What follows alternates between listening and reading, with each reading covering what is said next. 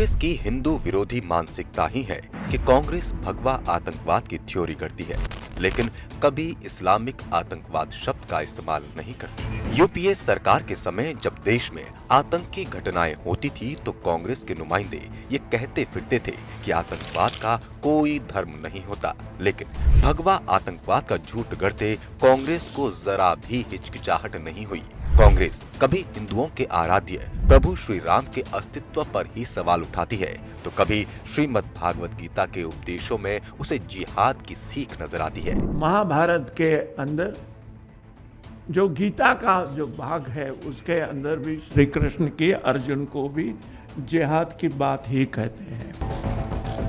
कांग्रेस के दबाव में पूर्व प्रधानमंत्री मनमोहन सिंह को ये तक कहना पड़ गया था कि देश के संसाधनों पर अल्पसंख्यकों का पहला अधिकार है।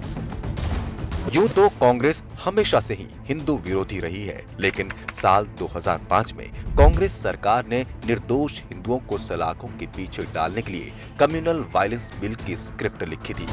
जब इसका भारी विरोध हुआ तो यूपीए सरकार को इसे वापस लेना पड़ा था। इस विधेयक को पास करवाने पर सरकार नहीं बल्कि तत्कालीन कांग्रेस अध्यक्ष और यूपीए चेयरपर्सन सोनिया गांधी अड़ी हुई थी। इसके चलते साल 2013 में मनमोहन सिंह की अगुवाई वाली यूपीए सरकार ने इस विधेयक को एक बार फिर देश पर थोपने की ठानी थी। कांग्रेस ने अपने परंपरागत वोट बैंक को खुश करने के लिए एक ऐसा विधेयक संसद के पटल पर रखा जो सीधे सीधे भारत की बहुसंख्यक आबादी हिंदुओं के विरुद्ध था।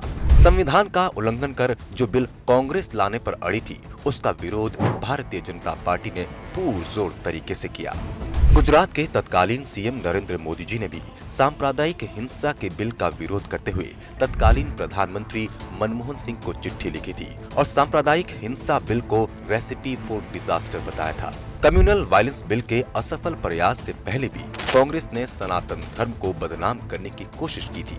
साल 2007 और 2008 में देश में हुए सिलसिलेवार बम धमाकों के बाद सांप्रदायिक कांग्रेस ने एक नया शब्द गढ़ा जिसका नाम था भगवा आतंकवाद। मैंने साफ साफ लिखा है कि कैसे दिग्विजय सिंह ने ही हिंदू टेरर की नींव रखी थी और उसको एक भ्रम फैलने तक पनपने दिया और एक तरीके का एक वो क्या ऐसा हिंदू टेरर कह के कोई थी नहीं। अजमेर दरगाह बम ब्लास्ट, मक्का मस्जिद बम ब्लास्ट, समझौता एक्सप्रेस बम ब्लास्ट में स्वामी असीमानंद को मास्टरमाइंड बताया गया। उन्हें जेल में यातनाएं दी गई। 11 साल तक ये मामला कोर्ट में चला और अंत में स्वामी असीमानंद निर्दोष साबित हुए। कांग्रेस सरकार ने साध्वी प्रज्ञा को भी 2008 में मालेगांव ब्लास्ट का झूठा आरोपी बनाया। उन्हें भी जेल में यातनाएं दी गई और पीटा गया। ये जो बेल्ट मारते थे पूरा नर्वस सिस्टम ढीला पड़ जाता था, सुन्न पड़ जाते थे। उसका कारण सिर्फ इतना था जो मुझे बाद में पता चला कि वो कहलवाना चाहते थे कि तुमने एक विस्फोट किया है और मुस्लिमों को मारा है। इतनी प्रताड़ना के बाद भी वे साध्वी प्रज्ञा को झुका नहीं पाए और बाद में एनआईए ने सबूतों के अभाव में उन्हें क्लीन चिट दे दी। साल 2007 में आरएसएस के प्रचारक सुनील जोशी हत्याकांड में भी साध्वी को आरोपी बनाया गया था, लेकिन देवास कोर्ट ने उन्हें सभी आरोपों से बरी कर दिया। कांग्रेस का ये घिनौना राजनीतिक षड्यंत्र यहीं खत्म नहीं हुआ।